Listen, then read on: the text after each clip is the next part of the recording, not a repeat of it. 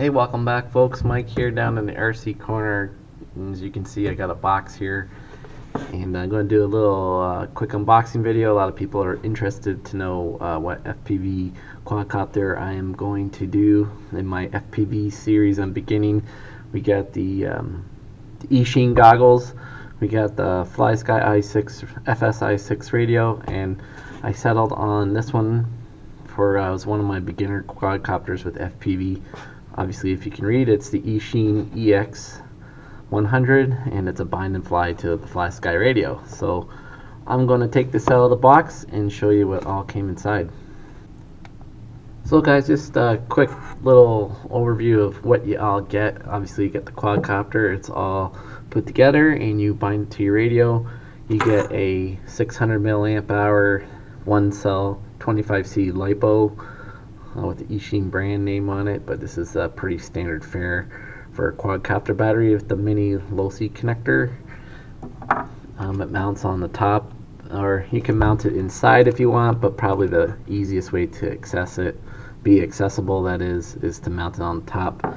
They give you some Velcro here. You can either put Velcro, it's got two-way tape here, but I don't think that'll work too good because the frame is so drilled out.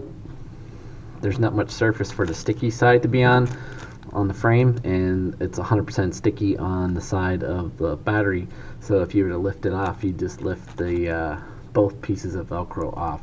So they have a piece of Velcro in here to tie down, and also elastic. You get a charge cable, standard thing, USB, and you get an extra set of props. Pretty cool. Now, one thing I like about the box is you can cut the lid off if you want and keep the lid on, but it does fit the form perfectly.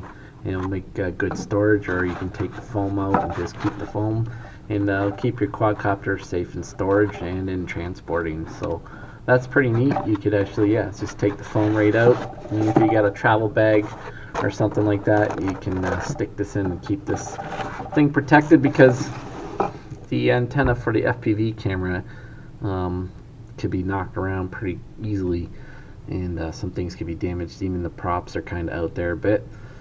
So yeah, pretty standard stuff here. It's got an F3 flight controller on it, brushed.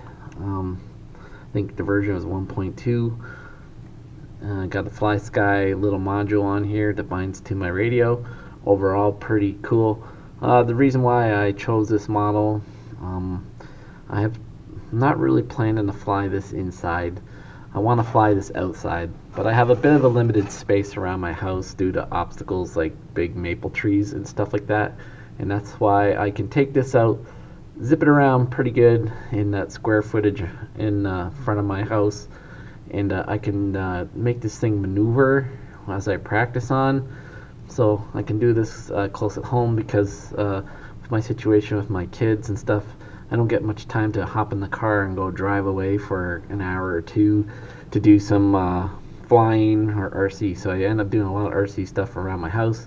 And if I get one of those bigger 200 mil size quads, I won't be able to fly those around my house. They need much more space, and this one is suitable for that. I'm also planning to get an indoor flyer, something like a Tiny Whoop, but not necessarily the Tiny Whoop, because I think that's overpriced. But I'll get something that is compatible or competitive to the Tiny Whoop, and I'm looking forward to getting this out.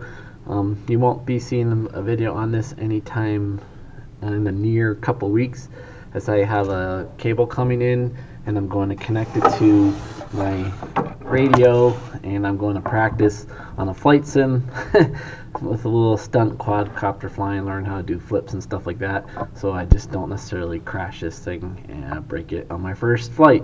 So guys, I'm going to wrap it up here for this video. I appreciate you tuning in. Thanks for all the comments and all the feedback I get on all my videos, and I look forward to reading it, and get back to you as soon as I can.